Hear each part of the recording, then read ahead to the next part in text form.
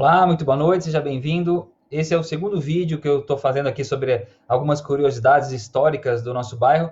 Nesse vídeo eu vou falar então sobre a aparição de OVNIs no nosso bairro, em Brigadeiro Tobias.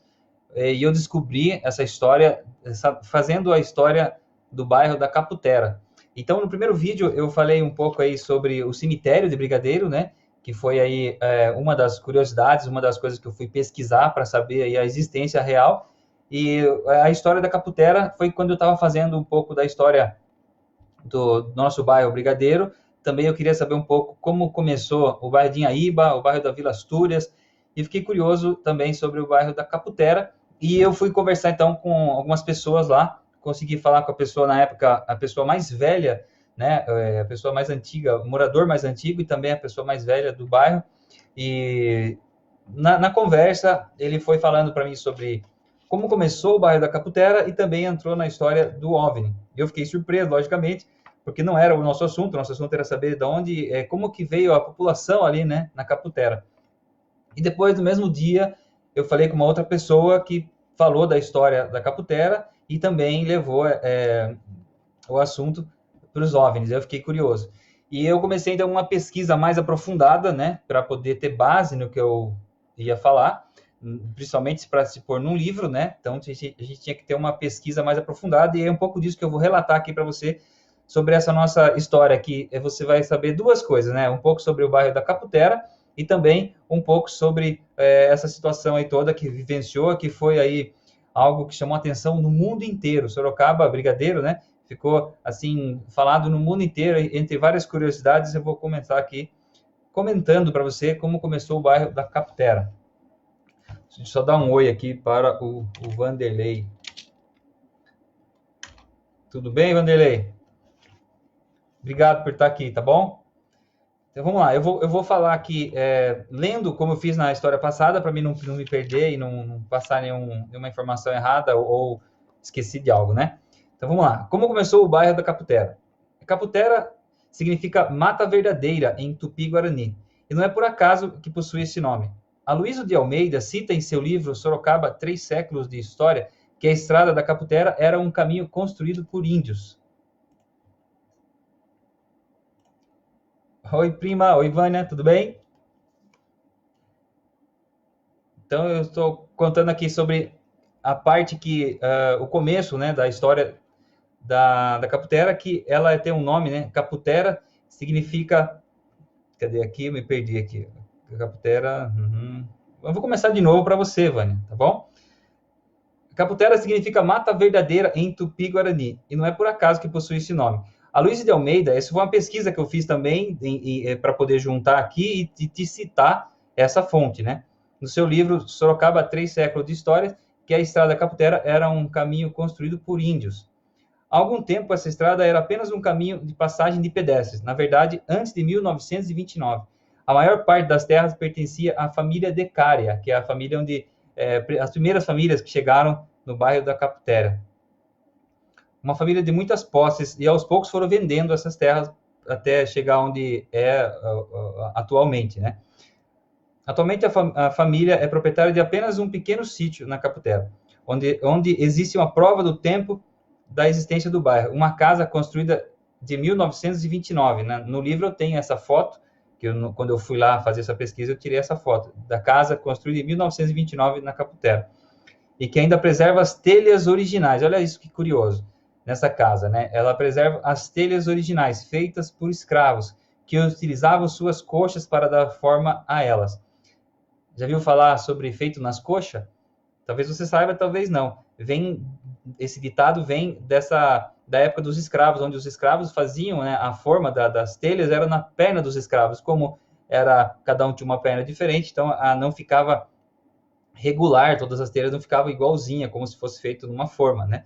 Então elas ficavam irregulares. Aí vem o ditado feito nas coxas. E essa casa, na época, preservava essas telhas ainda feitas por escravo. No bairro da Caputera, existem muitos produtores hortifruti granjeiros, uma herança cultural dos antepassados, pois essa atividade é relatada no livro Contribuição para a História da Participação dos Imigrantes Espanhóis nas Lutas Operárias de Sorocaba, na primeira metade do século XX, de Adalberto Coutinho de Araújo Neto, de 1997, esse livro. A ocupação dessa parte da cidade pelos espanhóis começa aproximadamente na década do século XIX, na última década do século XIX, e prossegue toda a primeira metade do século XX, tendo seus pontos mais altos o começo do século e na década de 30, em virtude da chegada das grandes levas que deixavam a Espanha e em virtude das guerras do norte da África, da guerra que estava acontecendo na época, né, e da guerra civil espanhola, que foi aí que eles começaram a vir, e aí também os espanhóis, talvez nessa época mesmo, vieram para a Vila Astúrias, que a Vila Astúrias também começou com imigrantes espanhóis. Segundo o jornalista Sérgio Coelho, a imigração das famílias espanholas a Sorocaba segue em sua maioria um clichê sem alterações. Chegada a Santos, encaminhamento para as fazendas de café, igual eram designados, o êxodo para centros industriais, dando-se maior preferência a Sorocaba. Sobreviam a colônia plantando cebola, que é o caso da Vila Astúrias, né? Não é o caso dessa história, mas assim, os espanhóis vieram aqui e tinham uma grande plantação de cebola na Vila Astúrias. Colhendo laranja e cultivando pequenas hortas no alto dos morros, na Caputera e em Brigadeiro, para o sustento da família.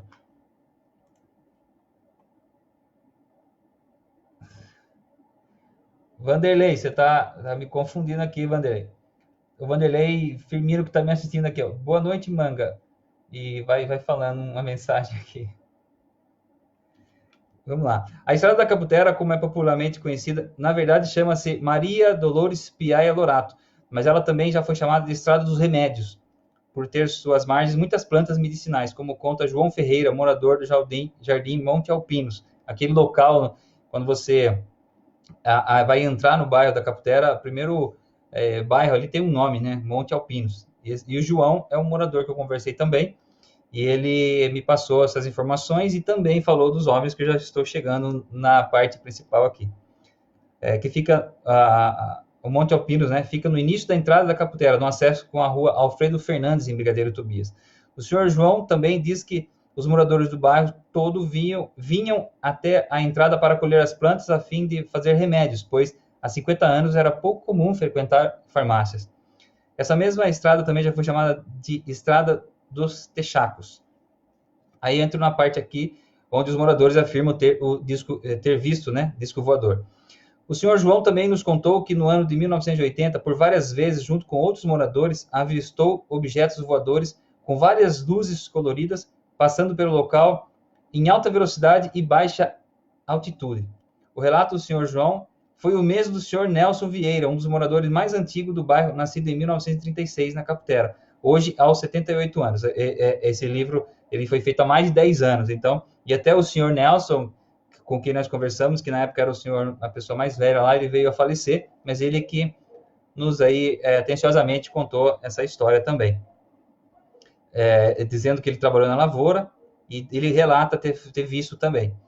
Aí segue aqui uma parte com o senhor Nelson. Quando perguntamos ao senhor Nelson sobre os fatos da história, o primeiro assunto comentado por ele foi sobre o disco voador, que afirmou ter visto descendo ao pé da árvore em sua residência, supostamente o mesmo que o senhor João afirmava ter visto. As características foram a mesma, e eu lembro porque eu falei com os dois no mesmo dia. Eu falei com um separadamente, não foram juntos. E um não sabia da conversa do outro, foi aí que gerou a minha curiosidade, porque os dois falaram dos OVNIs. Buscando saber mais detalhes da época, fui até o gabinete de leitura sorocabano, que desde 1866 guarda livros, vídeos, jornais de toda essa época até os dias de hoje.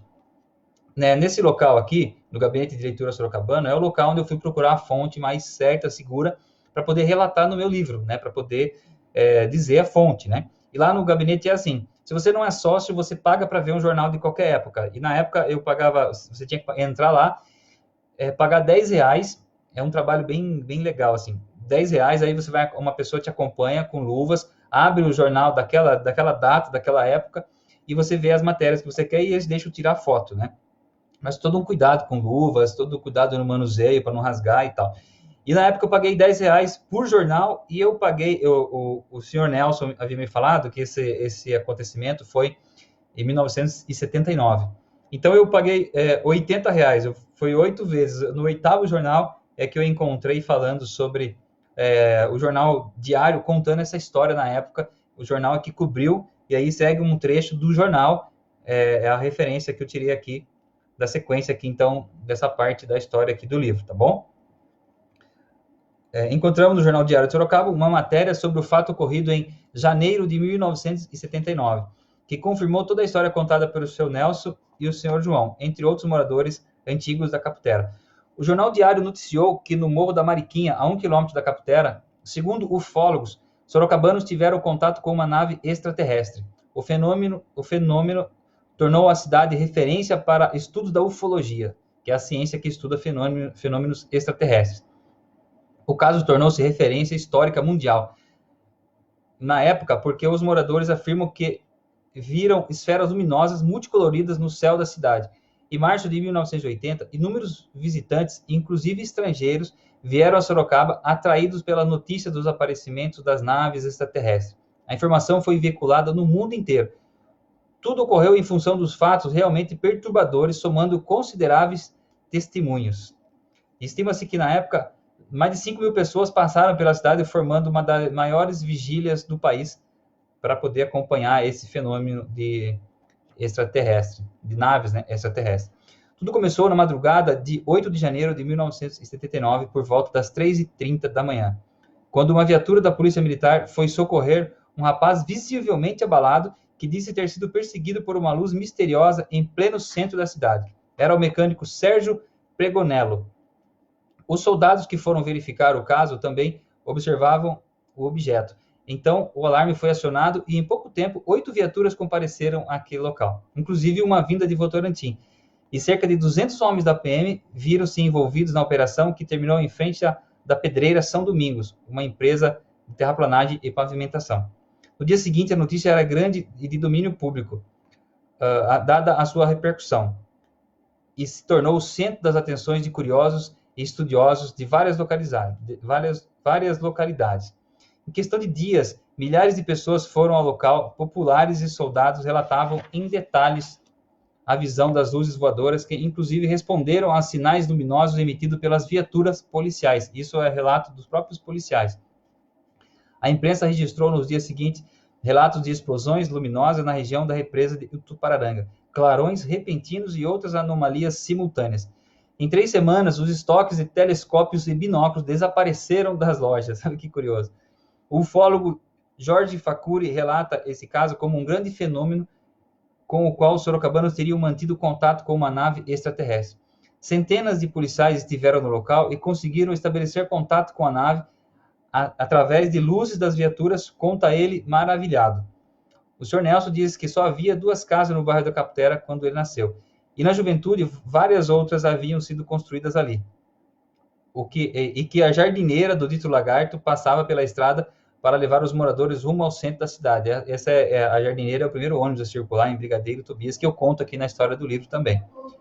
Ainda agora, a Caputera preserva parte da sua mata verdadeira ao longo de seus 5 quilômetros de extensão, com entrada pelo quilômetro 95 da Raposo e também pela rua Alfredo Fernandes. O local possui no presente vários condomínios de luxo e chácaras que, devido à tranquilidade e à beleza local, foram instalados no bairro. O bairro da Caputera abriga uma torre de controle da Infraero que monitora todo o espaço aéreo de Sorocaba. Então aqui finaliza a história, essa curiosidade aí sobre a aparição de OVNIs, que houve em Brigadeiro, e para que eu não fosse chamado de louco, eu fiz essa pesquisa e fui até o Gabinete de Leitura Sorocabano, e quem tem esse livro aqui já viu essa história que eu relatei aqui, para poder aí buscar essa informação, e é um fato realmente muito curioso, porque relata aí, o jornal cobriu na época, o mundo inteiro, muitos ufólogos vieram nesse local, moradores, nos contos, moradores mais antigos, enfim, então fica aí mais um registro de uma história muito curiosa sobre o nosso bairro, as referências da onde eu tirei também, né, para que as pessoas possam confirmar, está aqui no meu livro, e então é isso aí, obrigado aí ao Edmilson, que está participando aqui, valeu Edmilson, obrigado Oséias, oi Gemima, boa noite, o Guga, tudo bem Guga? A Vânia, que bom que vocês vieram, viu, muito obrigado por estar participando aqui. Agora, a próxima história, eu vou contar então sobre a moradora aqui do bairro, a Vânia conhece, eu não pedi permissão para ela ainda, Vânia, mas eu vou contar aqui, acredito que ela vai permitir, né?